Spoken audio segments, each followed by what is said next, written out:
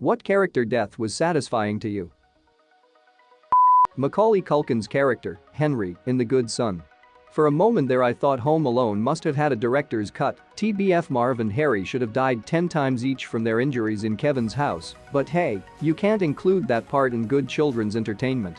For me the worst one is the bricks. Like maybe you could survive one brick hitting your head from that height miraculously, but several? Pretty convinced that would kill you on the first or second time. Apparently, they would have died several times over before even getting to the bricks. The way all the Terminators died in the first two movies. The first two that died felt good because that terrifyingly intense villain you thought was undefeatable finally died. And when Arnie sacrifices himself in the lava and gives that thumbs up, that really hit me in the feels. I know now why you cried, but it is something I can never do. The series ended right at that moment. This is why I'm glad he died on a high note in T2. Any more character development and he could have ended up selling drapes. God damn it, it's too early for these feels. Iosif Tarasov from the first John Wick movie. It was just a n-bang love how matter of fact it was. Zero hesitation. Just walks up, shoots him dead, and walks away. Great scene. I think that's what made John Wick so much better than your average action flick. Less bull, less fluff with the character development, and less ridiculous monologuing. Just one man who kills a ton of people for revenge. The only plot development serves solely to hype up the killing we're about to see and quickly gets set aside to show us more action. That scene is part of what makes it so good. Finally watched 3 over the weekend. The whole trilogy occurs over a few weeks, there's no room for unnecessary fluff. Gotta go with General Ponkrell. He deserved it. Watched that episode for the very first time yesterday. I wholeheartedly agree. 10 mins in for the first time. Yep. And then when he starts calling the clones by number I was like, yay, just kill him already. The Warden from the Shawshank Redemption. The last thing he sees is that motto he'd held over everyone else. His judgment cometh, and that right soon. This was the moment I knew Morgan Freeman was one of, if not the best, narrators. Amazing it wasn't planned that way when the movie was made, glad it worked out.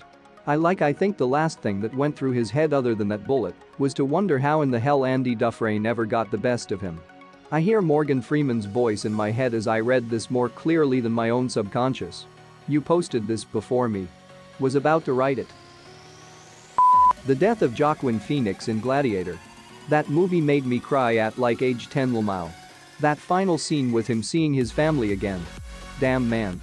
Not to make this too morbid, but I had a terminal cancer diagnosis, thankfully wrong, and I've been to the part of Italy where the scene was shot of walking through the farm fields as Russell Crowe is dying. I've pictured myself there many times, it brings me great comfort. If you find yourself alone, riding in green fields with the sun on your face, do not be troubled, for you are in Elysium, and you're already dead. Glad you're okay. Todd from Breaking Bad. Damon, he and Kirsten Dunst have a child together and are engaged. Found that out recently. I wonder if they met on set of Fargo for the first time? They have great chemistry in that show. That actor, I think his name is Jesse, is so freaking good in everything I see him in. Han, you gotta stop stabbing him. I read that in Minnesota accent. Admiral Zhao. Seeing where he ended up in Locke was so unsettling though tbh. Yeah, he was a big but damn, imagine never dying in a place that drives you crazy forever. That's what you get for with spirits. Didn't stop Sokka. Hey. Micah Bell. The deserved death 100 times over. I shot him so many times in that, went back for his body to throw it off a cliff, but lost him in the river. You failed. Micah had died. Sounds like a success to me. You failed. Micah had died. Game, we define success very differently. The answer for me will always be Hans in Die Hard. Skillfully done by Alan Rickman. It isn't Christmas till you drop Hans from Nakatomi Plaza. Now I have a machine gun, ho ho ho. A security guard we missed?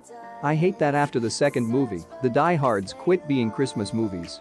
I would so have loved it if all 6 were Christmas movies. Trilla in Star Wars Jedi. Fallen Order.